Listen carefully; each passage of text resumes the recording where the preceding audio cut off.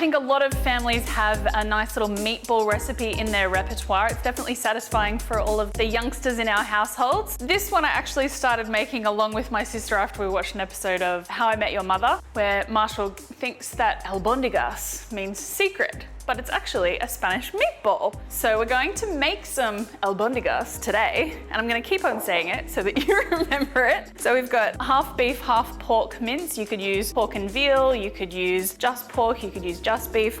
I would encourage you to use a fattier cut because that adds more flavor and moisture to your meatballs. So that is our first ingredient.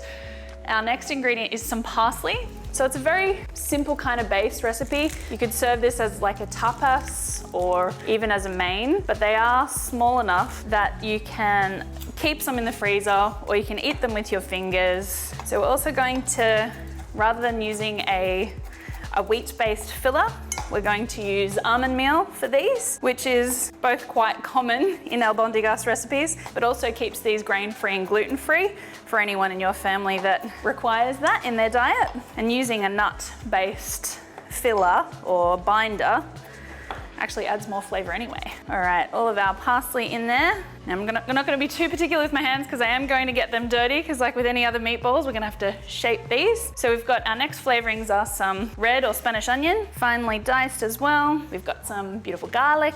And our final flavoring, which you may or may not be familiar with, is manchego. So this is a sheep's milk cheese, usually aged between 60 days and 2 years.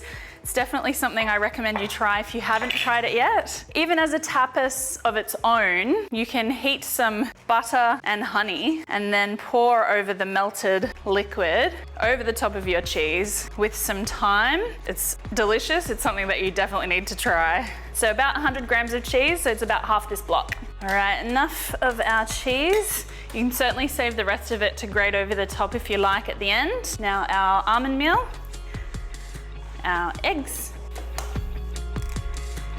So we're going to give this a bit of a mix now. We're going to add a little bit of beef stock as we see fit. So I'd say that you'll start with about 50 grams, but you may need to add up to 100 grams depending on how dry your mixture is. I want to give it a bit of a head start before I put my hands in there. So you can see we've got a family size batch here. So you could freeze these or you could serve it at a barbecue or a get together. You could even put them in lunch boxes. Okay, I'm gonna have to do it. I'm gonna have to get my hands dirty. I'm gonna take this lid off just in case. Make it easy for myself. So you can already feel it coming together. So it'll be a little bit wetter or more moist than a patty mix, because we do want them to be quite moist. And we are gonna add a sauce, but we're gonna cook them in batches first. And of course, this mixture, you could make whole patties out of them if you wanted to, but the idea of this is that it's just a little mouthful or albondigas. So I'm gonna add just, as I said, about 50 grams of our stock. We'll add a little bit more to the sauce. That's looking and sounding really good. So we can start to shape our meatballs. So everything is holding together really well, but you can still see that the protein is not too tight, which is great. If the protein is too tight, you're gonna end up with a very tough meatball, which is the opposite of what we want. So a little over a tablespoon or a small ice cream scoop if you've got one like that. So I'll shape all of this mixture into albondigas, and then we're gonna cook them in batches, and then I'll show you how to make the sauce.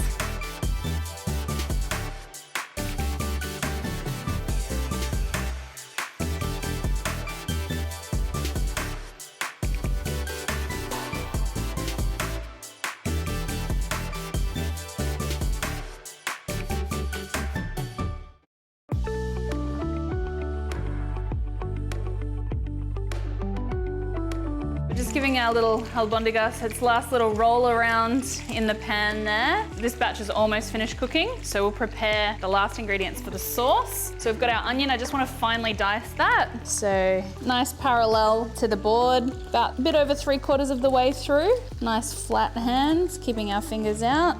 And then horizontal cuts. This is a fast way to get a nice fine dice, but you can do it with any sort of size dice that you require, and then go back the other way. Couple of little escapee bits there. All right, so nearly ready for our sauce. We'll remove our meatballs.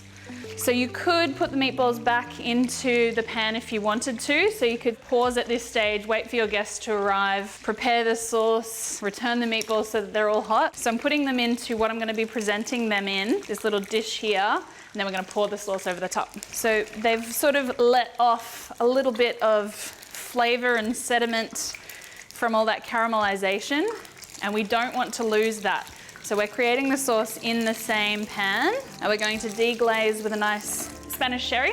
So we just want to get all of those gritty bits, all that flavor, all the sediment. We want to loosen all of that at the bottom, which is quite easy in a non-stick pan. If you don't have a non-stick pan, it could be a little bit more of a challenge. You can see that it's starting to caramelize already. So then we'll put our diced onion in. We've got some smoked and sweet paprika here. So we'll pop that in at the same time. Give that a good stir around. So we want to cook that out a little bit before we add our tomatoes. So you could use canned tomatoes, chopped tomatoes, passata. Nothing with too much body because it is a sauce, so we don't want to have to fight to get a tomato onto our little meatballs. The aroma from just adding that smoked paprika. If you're not a huge fan of that smoky flavor, you can just stick with the sweet paprika, but it does add another dimension. So for this recipe and other tapas recipes, you can head to the website, the My Market Kitchen website. So if you wanted to put together a little Spanish feast, you can sort of pick and choose from there. So we've got our tomato here, we'll pop that in as well. And we just want the onions to be softened, so it doesn't take much longer, maybe another 2 minutes just to simmer and bring all those flavors together. And then we can pour it over our meatballs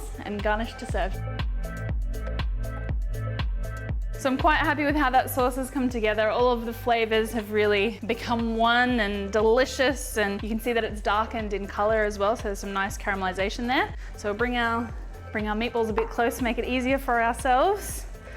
And we will just spoon this sauce over. So you could freeze them the stage before this, or you could freeze the meat mix if you want to make smaller portions. I figure if you're going to the effort to create these beautiful things, save yourself the time next time. But if you're having friends over, this is a great table share food, a beautiful tapas recipe. So all of that sauce poured all over our meatballs. Then we've got a little bit more, doubling up on the ingredients that are in the meatballs. So we've got some more of that parsley, the beautiful green. We've got some toasted slivered almonds. So we used our almond meal as a binder, as a bit of a filler and flavor boost in there. And luckily I didn't eat any while we were cooking. Some gorgeous manchego on top, just enough to sort of get a little bit of an ooze on the sides of our meatballs there. But there is our albondigas, no secret anymore. You've got the recipe. Enjoy.